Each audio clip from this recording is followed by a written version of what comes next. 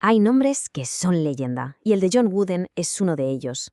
Conocido como el mago de Westwood, su palmarés en el baloncesto es sencillamente de otro planeta. Hablamos de 10 campeonatos nacionales, 7 de ellos seguidos, algo que nadie ha vuelto a conseguir. Pero lo increíble de Wooden no son solo los trofeos, sino el cómo lo hizo, su método. Un sistema tan revolucionario que, como vamos a ver, la propia ciencia tuvo que meterse de por medio para intentar descifrar su secreto. Para empezar a entender a Wooden, lo primero es imaginarse cómo era uno de sus entrenamientos. ¿Y qué mejor para contarlo que una de sus estrellas, Bill Walton? Fijaos en lo que dice. Los partidos parecían ocurrir a una velocidad más lenta. ¿Y por qué? Pues porque sus entrenamientos eran tan bestiales, tan increíblemente exigentes, que el partido oficial en comparación se sentía casi como un descanso. Y esta es la primera pista clave. La magia de Wooden empezaba mucho antes de que sonara el silbato inicial. Y esa es la gran pregunta que lo rodea todo, ¿no?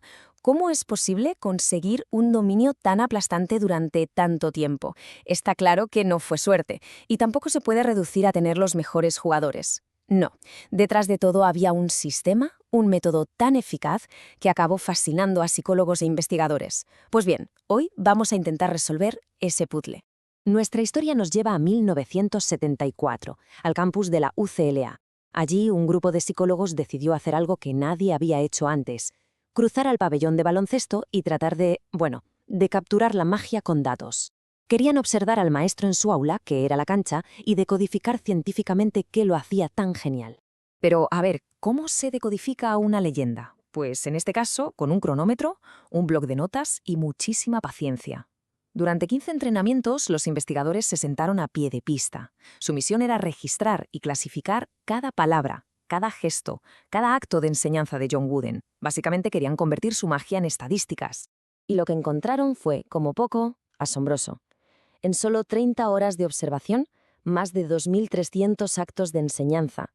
Esto ya nos dice algo fundamental sobre su estilo.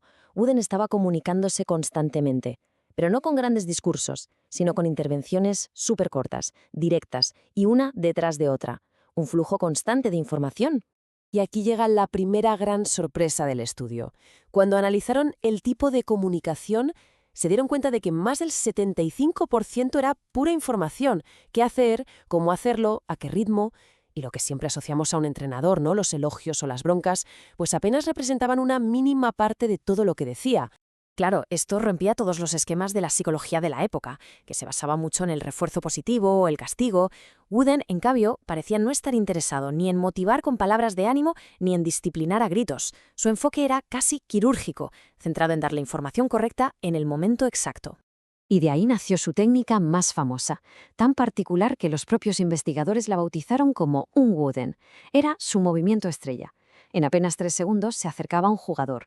Primero le mostraba el movimiento correcto, después imitaba el error que el jugador acababa de cometer, y por último volvía a mostrarle la forma correcta. Esta secuencia de bien, mal, bien dejaba una imagen mental potentísima, mucho más eficaz que cualquier charla. Así que parecía que lo tenían. Los datos eran claros. Había medido y cuantificado la genialidad de Wooden en la cancha. Pero, con el tiempo, los mismos investigadores se dieron cuenta de algo. Aunque sus números eran correctos, se habían perdido la parte más importante del puzzle. La verdadera magia no estaba a la vista de todos. Si los datos no lo explicaban todo, ¿dónde estaba el resto de la historia? Pues la respuesta no estaba en la cancha, sino en su despacho. Toda esa precisión milimétrica, esa economía de palabras, no era improvisación. Era el resultado de un trabajo invisible, de horas y horas de preparación. El verdadero secreto no estaba en su voz, estaba en sus cuadernos. El propio Wooden lo confesó. Esa aparente espontaneidad era, en realidad, una coreografía perfectamente estudiada. Cada minuto, cada ejercicio, cada posible corrección, todo estaba pensado de antemano. No dejaba absolutamente nada al azar. Y estos eran sus instrumentos, su arma secreta. Archivaba cada plan de entrenamiento de toda su carrera.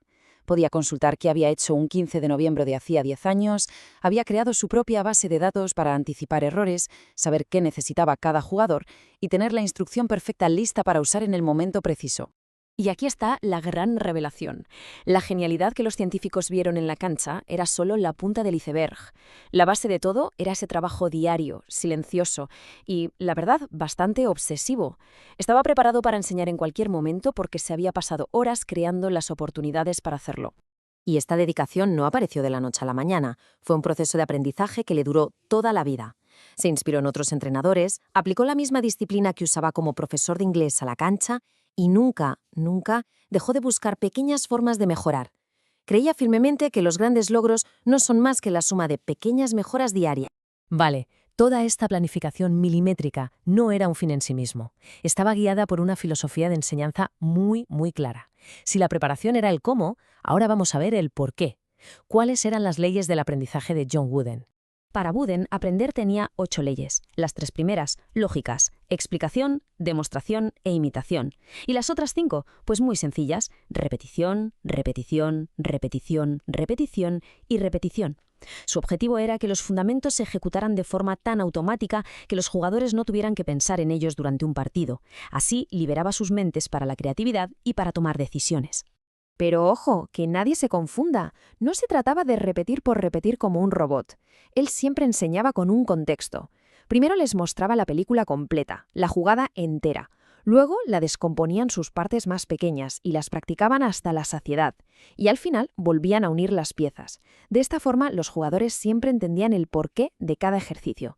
Vamos a volver un momento al misterio de los elogios. Si casi no los usaba, ¿significa que no creía en ellos? Pues no, para nada. Lo que los datos iniciales no vieron es que su uso del elogio era una herramienta estratégica súper sofisticada, no una simple palmadita en la espalda. Años después, al revisar sus notas, los investigadores descubrieron algo fascinante. El ratio de elogios frente a reprimendas era muy diferente para los jugadores titulares y para los suplentes. Como vemos en la tabla, los suplentes recibían proporcionalmente muchos más elogios. Y por supuesto, esto era 100% intencionado. La lógica que había detrás era brillante. A ver, los titulares ya recibían el reconocimiento del público y de la prensa. Wooden se centraba en darles información para que mejoraran. Los suplentes, en cambio, necesitaban ese refuerzo para seguir entrenando a tope, porque su intensidad era la que hacía mejores a los titulares. El elogio no era un premio, era una herramienta para gestionar la moral y la cohesión de todo el equipo. Y todo esto nos lleva a la lección final, la que va más allá de la cancha de baloncesto.